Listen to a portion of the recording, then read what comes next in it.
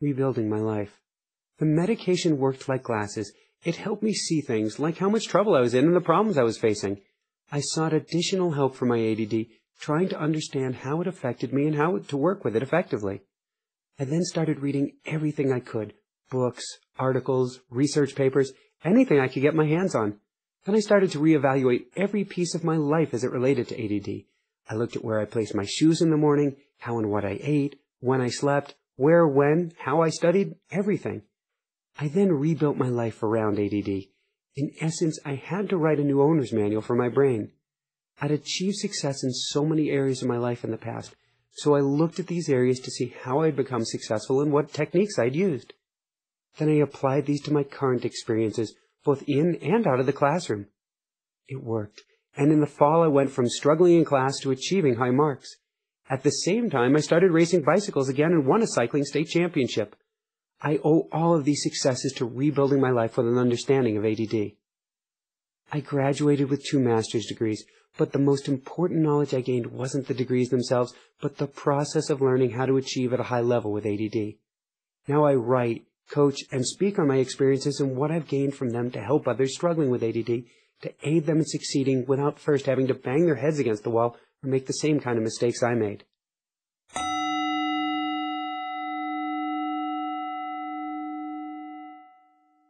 Inspiration. Do you recognize this man? He failed as a businessman, as a storekeeper. He failed as a farmer. He despised this work.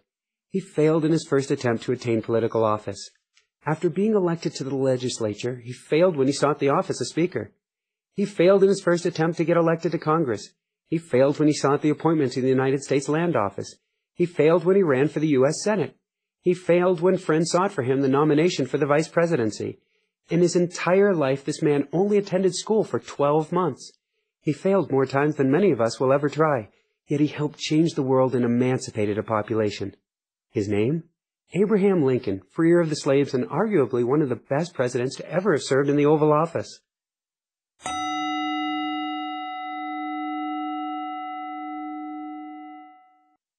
You are not alone.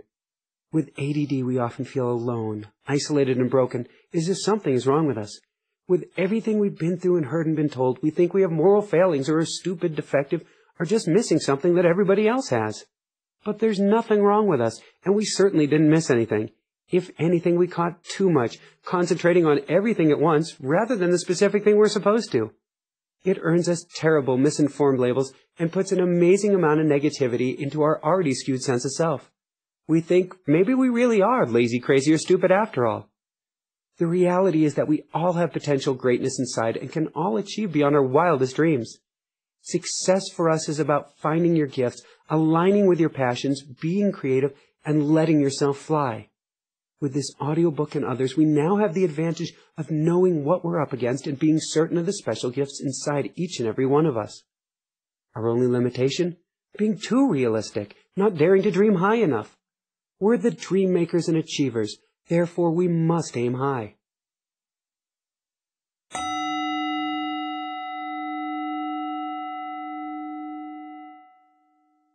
Famous people with attention deficit disorder or ADD traits.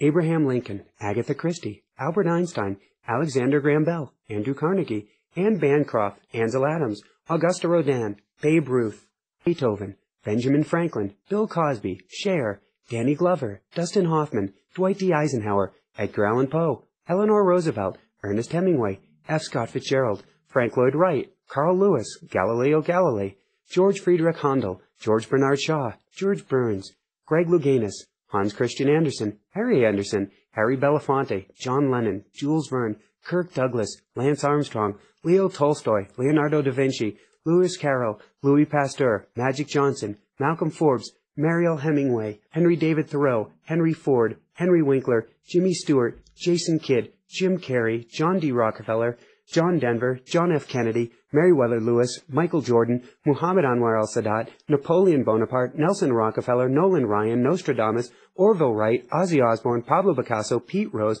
Prince Charles, Robert F. Kennedy, Robin Williams, Salvador Dali, Sir Isaac Newton, Socrates, Steven Spielberg, Stevie Wonder, Sylvester Stallone, Terry Bradshaw, Thomas Edison, Vincent van Gogh, Walt Disney, Whoopi Goldberg, Wilbur Wright, Will Smith, William Butler Yeats, Winston Churchill, and Wolfgang Amadeus Mozart.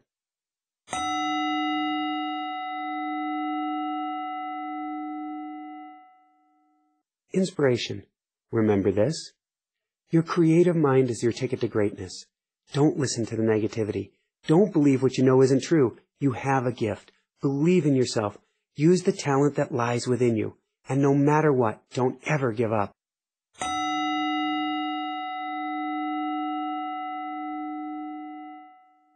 What can we learn from this? The lesson here is that you, like those mentioned before, can succeed beyond your wildest expectations. It doesn't matter that you think differently. Creative minds always do. That's our biggest advantage. You are not what people say you are. You are a creator, a visionary, an inventor, a future leader, a living work of art who has the potential for tons of success.